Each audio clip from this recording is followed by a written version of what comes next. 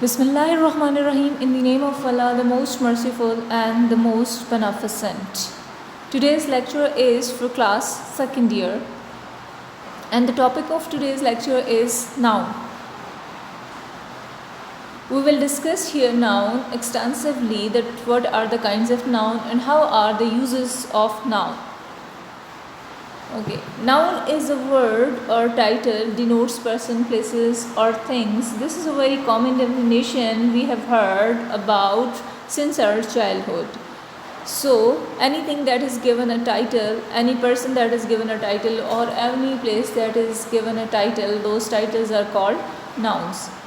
For example, Akbar was a great king. Here Akbar is a proper noun. Akbar is a person. Lahore is on the Ravi. Lahore is a place. The rose smells sweet. The rose is thing. The sun shines brightly. The sun is a thing. His courage won him honor. Courage is a thing. It's an virtual feeling. So the word things include, we commonly think about that what are the things that can be included as the noun, and if we are not able to recognize that this word falls under the category of noun or not noun. So we must know that which things categorized into the common category of a noun. So we have some specific things. So those specific things comes under the category of a proper noun, but we always confuse in the category of things. So many things are there in this world, so we commonly unable to recognize some of them about their category, that whether they belong to noun or not noun.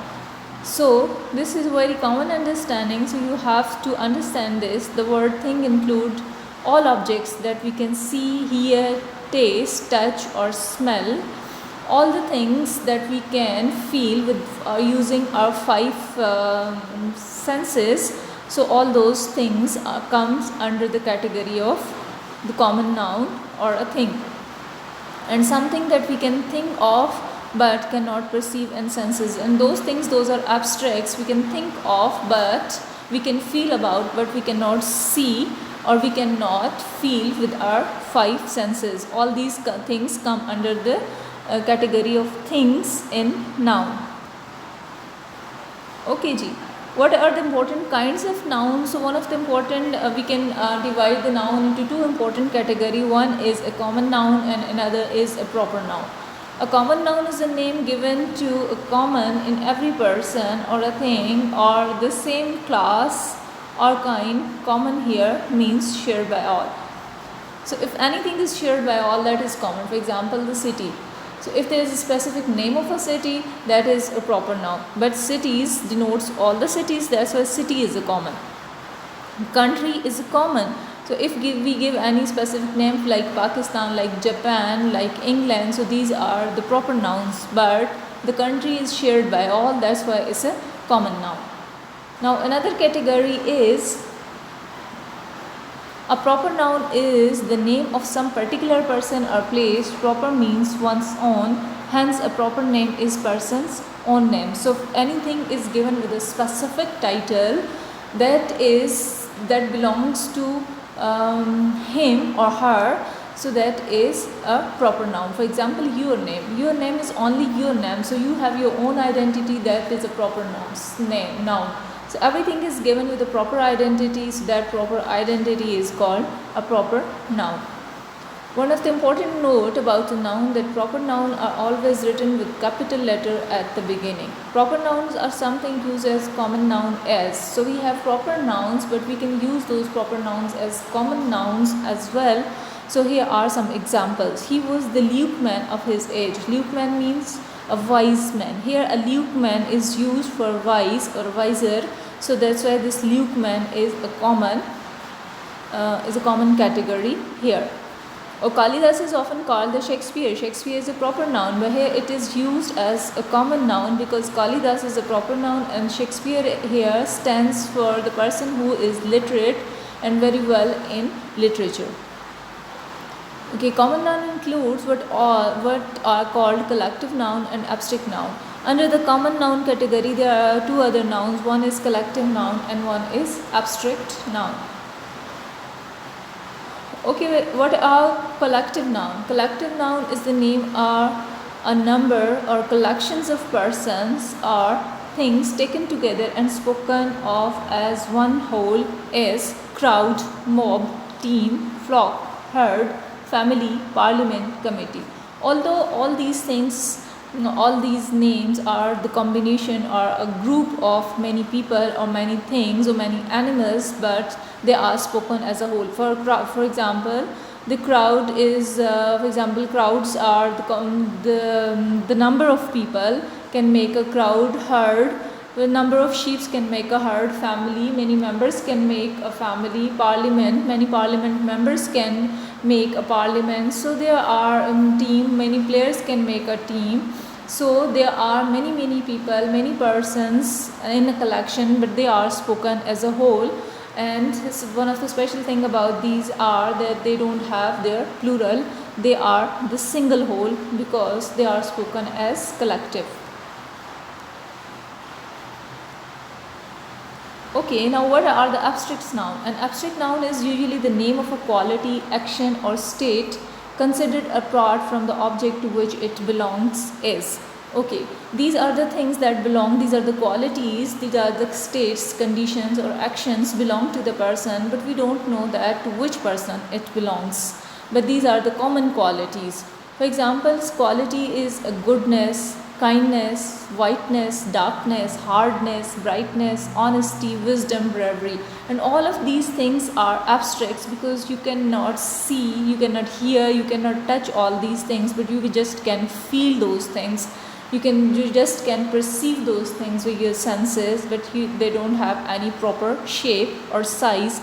That's why these are called abstracts. So these are the qualities. Another are actions. So action is laughter, theft, moment, judge, hurt, rate.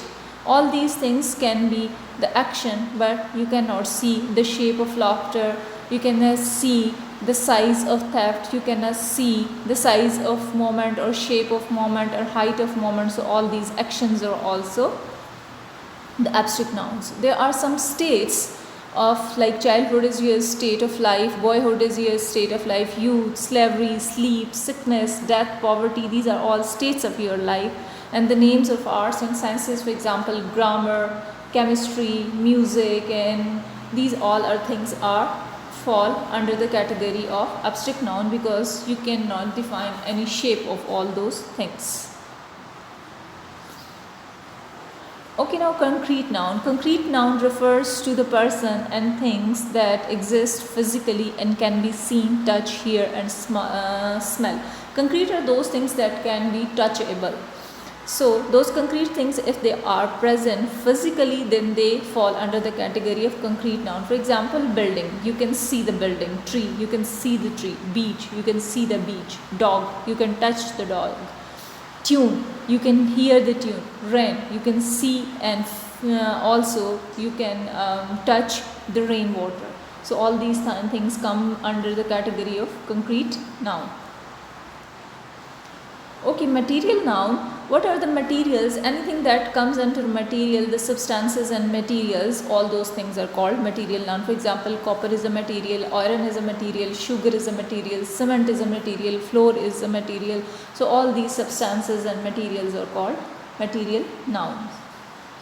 Okay, now there are genders in noun. Sometimes in common we don't know about the genders of noun because we define noun as the person, place or things, but all these persons or places or things must come under the category of a gender as well, that how we define them as gender. So object without life personified that is spoken of as they were living being, we then regard them as a male or female. So those objects that are not under the category of a common masculine or feminine genders, but we regard them as feminine and masculine. So in noun we can see the things that come under the masculine gender and how we define that these can come under the masculine gender. So we can know that masculine gender is often applied to object remarkable for strength and violence, So those things that come under the strength and violence, etc., those things come under the category of, those objects or those things come under the category of masculine gender. For example, the sun is a harsh, the summer is a harsh, winter is also harsh. So the time is fast, death is cruel. So all these things come under the masculine gender. And opposite to this, the feminine gender is often applied to the objects remarkable for beauty, gentleness and gracefulness like females. So these things are moon, like moon is very elegant and very cool, so that's why it's come under the category of feminine gender. The earth also is cool, the spring is pleasant, the autumn, when in the autumn the leaves falls and it's give a pleasant impression, the nature, all the natural beauty, the liberties is sweet, the justice is sweet, the mercy is sweet, the peace is tranquility, the hope is positive and charity is a good action. So all these things comes under the category of genders in noun. Okay dear students, after this, once you have a grip over all this topic, after listening this, in our coming lecture we will form the plurals of all these nouns, that how it comes under the category of a singular or plural, or what are the ways to form the plurals out of these nouns. Thank you so much for listening.